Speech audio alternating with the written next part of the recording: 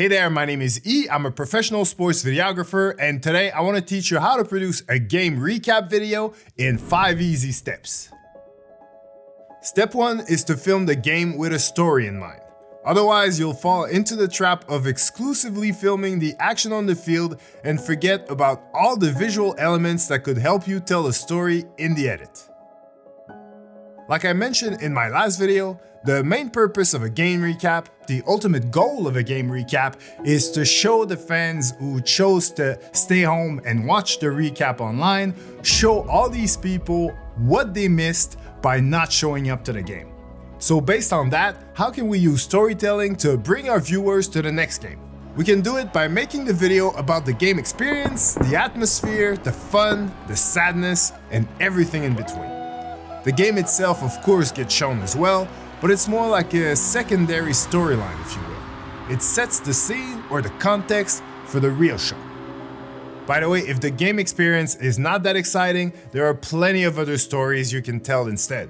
For example, you can talk about the rivalry between both teams by recording sound bites from players and coaches. We won 12 fucking games this season, and nobody respects us. Let's go! Let's go! You can focus on a player that's hitting a particular milestone that day, or you can focus on a fan, whether it's a brand new fan that's going to their first game or a die-hard fan who's at every game. You basically tell the story of that game through their eyes and their emotions. There's plenty of angles you can go with, but what's important is to pick your angle before the game starts so that you can capture the event accordingly. And if the story doesn't really come together as you expected once you go through it in post-production, it's not the end of the world. Just make that video about the game itself and start working on a better idea or a better execution of your idea for next time. Step 2 is to pick a music track that fits the story. Again, ideally, you want to do that before you film the match. That way, at the very least, you'll know if you need to film everything in slow motion or if you're most likely to go full speed. You'll also know if you want more dynamic shots with lots of camera movements, or if you're better to frame wide and static and let the action in front of you do all the talking. The music also needs to fit the intensity of your footage. Don't try to make your footage look more spectacular than it is by using an epic movie trailer soundtrack, for example. A mismatch in intensity between your video and your audio never works. It always feels forced and over the top. FYI, I use ARTLIST for all my game recap music. They have an endless library and a huge variety in styles and genres, so I always find what I need. If you're interested, there's an affiliate link in the description that you can use to buy a subscription yourself, and if you do use it, 2 free months will be automatically added to your new subscription.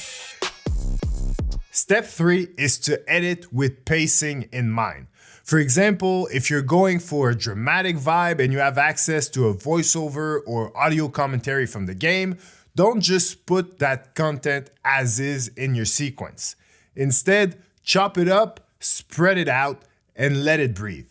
This will create dramatic pauses, and those pauses in sync with the flow of your music will make a world of difference. We welcome you to Montreal on this clear, chilly afternoon in November. The first Eastern final in this city in 12 years, the first one in the stadium at McGill in 24, but the familiarity is certainly there between the opponents, Dwayne Ford. Third straight year they meet for a right to go to the Grey Cup.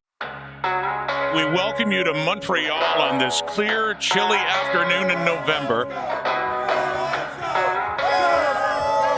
Let's go, Argos! The first Eastern final in this city in 12 years, the first one in the stadium at McGill. Let's go! Let's go! The familiarity is certainly there between the opponents, Dwayne Ford. Third straight year they meet for a right to go to the Grey Cup. Respect is earned. It will never be given. Yes, we won 12 fucking games this season, and nobody respects us. Let's turn this shit around. Also, use pacing to build up to big moments and double their impact. Here's an example. This is to tie the game. Fajardo into the end zone, intercepted. This is to tie the game. Fajardo into the end zone. intercepted. So yeah, pacing is a huge part of storytelling. A lot of editors make the mistake of thinking that there's no time for it when producing short-form content for Instagram or TikTok, but that is not true at all. You just need to get rid of all the unnecessary fluff, basically trim all the fat, stick to the essential parts of your story, and pace those essentials really well. Keep in mind you can still use all the extra fluff and fat you just got rid of as B-roll to cover all the gaps in your edit later. Before we get to step 4 and 5, please allow me a little bit of self-promotion, which will actually help you achieve better results with the next 2 steps. Struggling to make your sports edit stand out? Don't worry, I got you. Need sports visual effects? I got you. Need epic sports sound effects? I got you. Want that cinematic pro level look? Yep, I got you again. I've put together 4 powerful editing packs designed specifically for sports videographers, and they're all super affordable. But the best deal? The ultimate sports editing bundle. Every pack combined into one insanely valuable toolkit for less than $100. Level up your sports edits today at beyondthegame.tv. Step 4 is a good sound design, because nothing makes a sports video more dynamic, especially a game recap, than a well-executed sound design. Ideally, I want to hear clearly any type of impact, specifically impacts with the ball and impacts with the body. As weird as it may sound, adding fake sound effects to your video makes it feel 100% more real, because those sounds are what we expect to hear when we see what we see. So watching the action with those sounds at the right camera angle make you almost feel like you're on the court or on the field with the players. For example, in sports, seeing someone sprain an ankle can look kind of uneventful, but watching the same play with a well-placed sound effect makes it way more real and intense. Although it is very important to adjust the volume of your sound effects, they should not all be at the same level. If it's close-up action, I want to hear it loud and clear. But if it's happening further away, it should almost feel like background noise, just like in real life.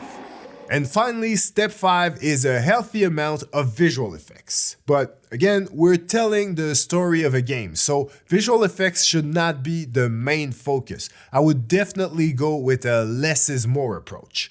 But just like with sound design, a few well-executed visual effects will definitely make your video more dynamic and add impact to your big moments.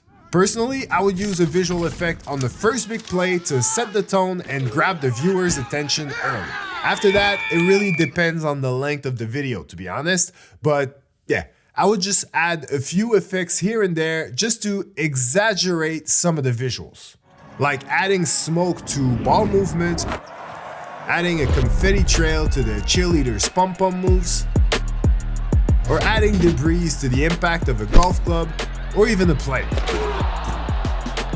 Of course, for the best source of visual and sound effects, head to my website beyondthegame.tv for all my packs made specifically and exclusively for sports videographers. The link is in the description below. Otherwise, I've got plenty more sports-specific video editing content coming your way in the next few weeks here on my YouTube channel. So make sure you subscribe, and I'll catch you in the next one.